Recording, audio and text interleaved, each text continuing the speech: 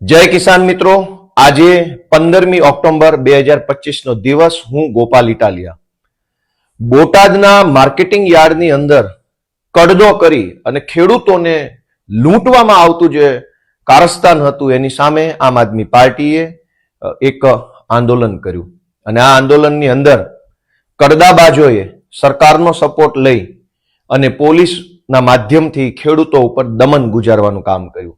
ગઈકાલે આખો દિવસ ભાજપી કડદા પાર્ટીના બધા જ નેતાઓ એવું રટણ રટતા હતા કે એ જે કાર્યક્રમ હતો હળદળમાં, ત્યાં સ્થાનિક કોઈ ન હતું, બધા જ બહારથી આવેલા હતા. આવું ભાજપી કડદા પાર્ટીના જે પ્રદેશ લેવલના કડદા નેતાઓ છે એ આવું નિવેદન આપી રહ્યા છે. જો કોઈ સ્થાનિક હતું જ નહીં એ આંદોલનની અંદર, તો પછી બોટાદની પોલીસે ગામની અંદર, ઘરની અંદર જઈને લોકોને માર્યો, દંડા માર્યા, તોડફોડ કેમ કરી? મંત્રી ગાંધીનગરમાં બેઠેલા મંત્રીને ખબર છે કે સ્થાનિક નથી અહીંયા કોઈ, તો સ્થાનિક પોલીસને નહોતી ખબર કે અહીંયા કોઈ સ્થાનિક નથી? એનો અર્થ એમ કે ખુલ્લેઆમ આ ષડયંત્ર, કાવતરું, ભાજપી કડદા પાર્ટી અને પોલીસનું આ કાવતરું ખુલ્લું પડી ચૂક્યું છે એમના જ નિવેદનથી. હળદર ગામની અંદર ખેડૂતો ઉપર પોલીસે જે અત્યાચાર કર્યો છે એની સામે આમ આદમી પાર્ટીએ ગઈકાલે કોર્ટની અંદર પણ ખૂબ મજબૂત ફાઇટ આપી છે. અમદાવાદથી અને સ્થાનિક ત્યાં અમારી બોટાદની લીગલ ટીમે મજબૂત રીતે દલીલ કરી અને જે કાંઈ કાયદાની ભાષામાં કરવું પડે કામ કર્યું છે. પરંતુ એક ખેડૂતના દીકરા તરીકે અને ખેડૂતના મતથી જીતેલા ધારાસભ્ય તરીકે ખેડૂતો પ્રત્યે અમારી ફરજ છે, જવાબદારી છે, સંવેદનાઓ છે.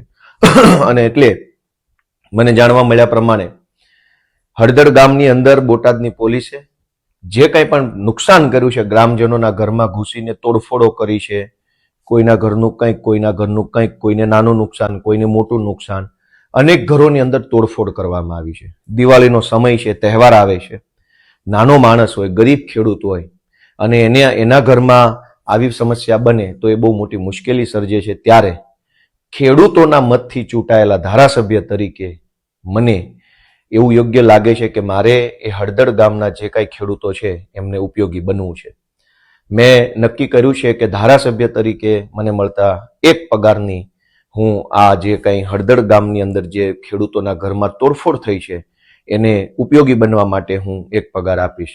અમારા નેતા માનની સાગરભાઈ રબારી અને પ્રદેશના અન્ય નેતાનું પ્રતિનિધિ મંડળ ગામમાં જઈ અને જેના ઘરમાં તોડફોડો થઈ છે, જેના ઘરમાં નાનું મોટું નુકસાન આવ્યું છે, એને તાત્કાલિક આર્થિક મદદ મળી રહે.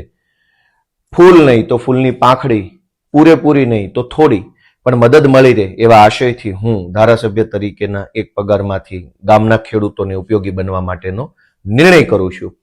અને ગુજરાતભરના સૌ ખેડૂતોને વિનંતી કરું છું કે ગુજરાતભરના માર્કેટિંગ યાર્ડની અંદર જબરજસ્ત લૂંટ ચાલે છે. અનેક માર્કેટિંગ યાર્ડની અંદર ખેડૂતોનું રીતસરનું શોષણ થાય છે, પરંતુ ખેડૂત એકલા પડે છે. ખેડૂતની મજબૂરીનો ફાયદો ઉઠાવવામાં આવે છે. ખેડૂતોનું સંગઠન નથી, એના કારણે ખેડૂતો પ્રત્યે આવું વર્તન રાખવામાં આવે છે. આખા ગુજરાતના અનેક એપીએમસી માર્કેટ યાર્ડમાં શેષ ફીના નામે, કોથળાના નામે, બારદાનના નામે, વજનના નામે, તોલમાપના નામે, મજૂરીના નામે, અધવચ્ચેથી માલ તમારો ખરાબ છે એવું કહીને એક યા બીજા શબ્દોમાં કડદો કરવામાં આવે છે. કદાચ બોટાદમાં કડદો શબ્દ વાપરતા હોઈએ તો બીજા જિલ્લામાં બીજો શબ્દ હશે, ચોથા જિલ્લામાં ચોથો શબ્દ હશે, પણ ખેડૂતો સાથે લૂંટફાટ થઈ રહી છે. ગઈકાલે ભાજપી કડદા પાર્ટીના ઘણા બધા પ્રદેશ લેવલના કડદાધિકારીઓએ પોતાના નિવેદનો આપ્યા, કાયદો અને વ્યવસ્થા ઉપર મોટા મોટા જ્ઞાન આપ્યા. કાયદો અને વ્યવસ્થા ત્યારે નથી બગડી જતી જ્યારે ખેડૂતોનો લોહી પરસેવાથી પકવેલો કપાસ છે એ માર્કેટિંગ યાર્ડના કડદાઓ લૂંટી લે છે.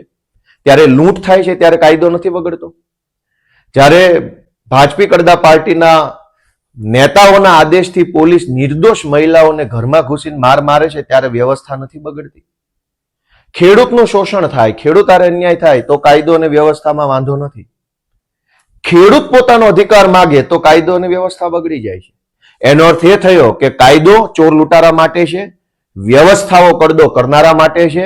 જો કડદો કરનારા અને ખેડૂતોને લૂંટનારાને તમે કંઈક કહેશો, ખેડૂતોની સાથે અન્યાય કરનારા લોકો સામે પડશો તો કાયદો અને વ્યવસ્થા બગડશે. જો કાયદો ખેડૂત માટે હોત, વ્યવસ્થા ખેડૂત માટે હોત તો ખેડૂતો અધિકાર માંગવા માટે આંદોલન કરે ત્યારે કાયદો વ્યવસ્થા ન બગડવી જોઈએ. પણ હવે અમને સમજાય છે કે આ ભાજપી કડદા પાર્ટીની સરકાર છે એ કડદાબાજોના સમર્થનમાં છે, માફિયાઓના સમર્થનમાં છે. માફિયાઓને પ્રોટેક્શન આપવા માટે કાયદો છે, માફિયાઓના જીવનને સરળતા કરી આપવા માટે વ્યવસ્થા બનેલી છે. અને કાયદો અને વ્યવસ્થાનું જ્ઞાન દેનારા બધા જ ભાજપી કડદા પાર્ટીના કડદાધિકારીઓ, પ્રદેશ કક્ષાના જે મોટા મોટા કડદાબાજો છે, એમને એક જ નમ્ર વિનંતી છે કે તમારો કાયદો, તમારી વ્યવસ્થા, તમારી પોલીસ, આ બધાનું અસ્તિત્વ અને મહત્વ ત્યાં સુધી જ છે જ્યાં સુધી જનતા તમારાથી ડરે છે. જે દિવસે જનતાનો, ખેડૂતોનો ડર નીકળી ગયો મનમાંથી, પછી તમારામાં એ દમ નથી કે તમે કોઈ જનતાને રોકી શકો. એટલે વધુ ડરાવવાની કોશિશ કરવાના બદલે ન્યાય આપવો જોઈએ, નિર્ણય કરવો જોઈએ. જે લોકો ગઈકાલથી નિવેદનો કરે છે એમણે કડદો સાચો છે કે ખોટો છે એના ઉપર એક પણ નિવેદન નથી આપ્યું. ભાજપના એક પણ ધારાસભ્યની હિંમત નથી કે કડદા ઉપર એક શબ્દ બોલી બતાવે. કાયદો વ્યવસ્થાનું જ્ઞાન આપવા માટે તો અનેક ટોળકી નીકળી ગઈ, પણ કડદા ઉપર બોલો ને. મેં જયારે એમ કીધું કે ભાજપના ધારાસભ્યોની હેસિયત વિધાનસભામાં પટાવાળા લેવલની છે તો ઘણા બધાને ગમ્યું નહીં. પણ પટાવાળાની હેસિયત ન હોય અને નેતા જેવી હેસિયત હોય તો બોલો, કડદા ઉપર એક શબ્દ બોલી બતાવો. કડદો ખોટો છે એમ બોલી બતાવો અથવા સાચું છે એમ બોલી બતાવો. તમે તમારી મરજીથી એક 4 લાઈન નથી બોલી શકતા અને શું ધારાસભ્ય, શું મંત્રી. એટલે દોસ્તો, આજે ફરીવાર એક ખેડૂતના દીકરા તરીકે, ખેડૂતોના મતથી જીતેલા પ્રતિનિધિ તરીકે, ખેડૂતો પ્રત્યે હમદર્દી, સંવેદનાઓ બતાવવા માટે થઈ ધારાસભ્ય તરીકેના પગારમાંથી હું હળદર ગામના જે ખેડૂતોને નુકસાન થયું છે એને ફૂલ નહીં તો ફૂલની પાખડી સ્વરૂપે ટેકો મળે એવો નિર્ણય કરું છું. આપ સૌ આમ આદમી પાર્ટીને સપોર્ટ આપો એવી મારી લાગણી છે. જય કિસાન.